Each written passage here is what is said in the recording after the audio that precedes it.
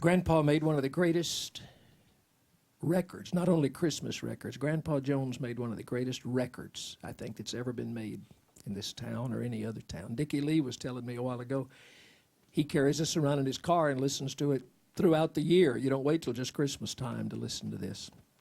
And I thought today, since we're missing Grandpa, that maybe we ought to just listen to what he did, the beautiful recitation that he did called The Christmas Guest, kind of as our way of having Grandpa here with us at Christmas time.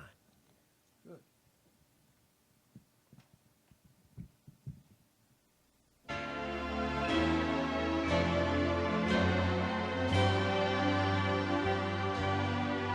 It happened one day near December's end.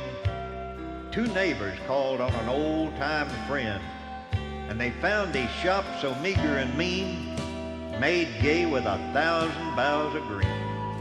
And Conrad was sitting with face ashine when he suddenly stopped as he stitched the twine, and he said, "Old friends, at dawn today, when the cock was a-crowing the night away, the Lord appeared in a dream to me and said, 'I'm coming your guest to be.'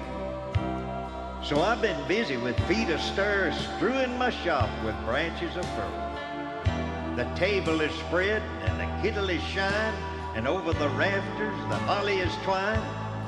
And now I'll wait for my Lord to appear, and listen closely so I will hear his step as he nears my humble place. And I open the door and look on his face." So his friends went home and left Conrad alone, for this was the happiest day he had known. For long since his family had passed away, and Conrad had spent many a sad Christmas day. But he knew with the Lord as his Christmas guest, this Christmas would be the dearest and best. So he listened with only joy in his heart, and with every sound he would rise with a start and look for the Lord to be at his door, like the vision he had a few hours before. So he ran to the window after hearing a sound, but all he could see on the snow-covered ground was a shabby beggar, whose shoes were torn and all of his clothes were ragged and worn. But Conrad was touched, and he went to the door, and he said, "Your feet must be frozen and sore. I have some shoes in my shop for you, and a coat that'll keep you warmer too." So with grateful heart the man went away. But Conrad noticed the time of day, and he wondered what made the dear Lord so late, and how much longer he'd have to wait. When he heard a knock, he ran to the door, but it was only a stranger once more. A bent old lady with a shawl of black and a bundle of kindling piled on her back. She asked for only a place to rest, but that was reserved for Conrad's great guest. But her voice seemed to plead, "Don't send me away. Let me rest for a while on Christmas Day." So Conrad brewed her a steaming cup and told her to sit at the table and sup. But after she left, he was filled with dismay, for he saw that the hours were slipping away, and the Lord hadn't come as he said he would, and Conrad felt sure he had misunderstood. When out of the stillness he heard a cry, "Please help me and tell me where am I?" So again he opened his friendly door and stood disappointed as twice before.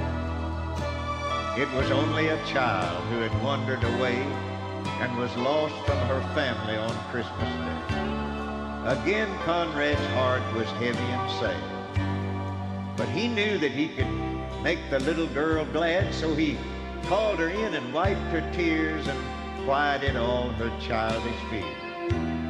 Then he led her back to her home once more. But as he entered his own darkened door, he knew that the Lord was not coming today, for the hours of Christmas had passed away. So he went to his room and he knelt down to pray. And he said, Lord, why did you delay? What kept you from coming to call on me? For I wanted so much your face to see. When soft in the silence a voice he heard, lift up your head, for I kept my word. 3 times my shadow crossed your floor. 3 times I came to your lowly door.